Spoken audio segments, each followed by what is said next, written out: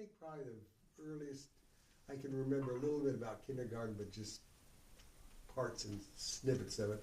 Probably first or second grade, I can remember a day, a full day.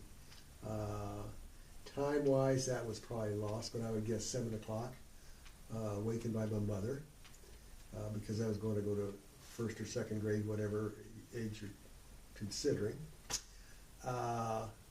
My bedroom was small, above the kitchen. I was by myself. With two sisters, did they share a bedroom? Two sisters were down the hall, each had their own bedroom. Because actually there were 4 bedrooms in the house that I'm referring to on Main Street. So we had 4 bedrooms, so each one had their own, and there was one spare for whoever might come to visit, which was rare. I can remember our cousins coming through Washington. This would be several years later. They were military, and they're in European theater. This would be World War II. They were coming through to go to California to see their mother, who would have been my dad's sisters. So they'd stop there for a day or so. How they were getting there, I have no idea. The trains ran through, and I assume there were troop trains going through our town all the time. But anyway, I digressed on that. Got up probably 7 o'clock, got dressed by myself. Probably my mother told me what to wear, which was jeans were not permitted for school. Got dressed. Probably first or second grade, she took me to school. It was probably a mile. What about simple things? A bathroom. Did you have anything electric or? No. Bathroom the bathroom was right next to my bedroom. It was a 4-footed old-fashioned bathtub. Clawfoot? It was a small bathroom. I don't remember the sequence of going. I went in there, no doubt, but I didn't go in there to dress necessarily, because I had sisters coming down the hall every so often. So I did my dressing in the room, brushed my teeth there, and went down the back stairs for breakfast. That probably took 5 minutes tops, 8 minutes maybe, depending on what the procedure was in the morning. What I had for breakfast, I have no recollection. Probably, I don't even know a guess. I don't know. Did cereal exist? Box yes, of cereal, Kellogg's yes, cereal. Because I can remember Wheaties. Because if you got some of the coupons on Wheaties, you could get some little whistles and bells and what have you. I remember that. As far as anything sugar, no, that didn't come in until, I don't know, 70s or 80s or whatever it was. Did Grandma Barnes cook? Do you remember? Was she in the kitchen with you, or were your sisters there eating breakfast? Was it an organized breakfast, or? No, it was not organized to my memory. I would guess the sisters have already been down and eaten and gone back up to do whatever girls do to go to school, but I don't remember. If we had bacon or eggs, yeah, she would stand there at the stove, which would be about 2 inches from the kitchen table, so her presence was there in the kitchen all the time. Was Grandpa at breakfast? He had gone to work by then.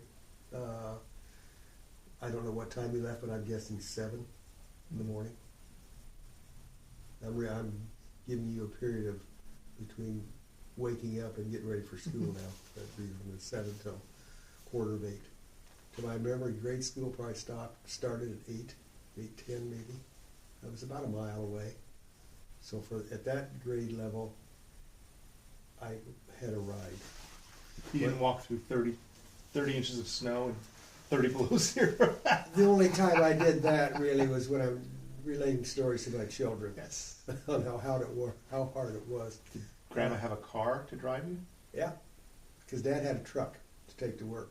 So there was one car. It was mostly at home all the time. Well, so you for had my mom's available. You had 2 vehicles. 2 vehicles. Right. And this was during the Depression. This would be, I'm referring to probably 1939 to 41 or 2. So the war had started, Depression was ending. Depression was in the early 30s to the middle 30s. Things were better. The war stimulated the economy too. So the truck that Dad had was a flatbed to put furniture on, as he bought used furniture. he was primarily, in today's words, a picker. He would go buy used furniture, old iron, scrap iron. He'd buy cattle. He'd buy anything he could buy that could sell. And he wouldn't go across the country as the TV portrays the pickers, but he was a picker when they called him. Within the county or? Oh yeah, Or just surrounding locally, just locally. Southeast Iowa? No, maybe 5 to 8 miles out of the country from Morrison. He didn't go a long ways. So then you'd go, Grandma would take you to school? Take me to school. It was a nun school.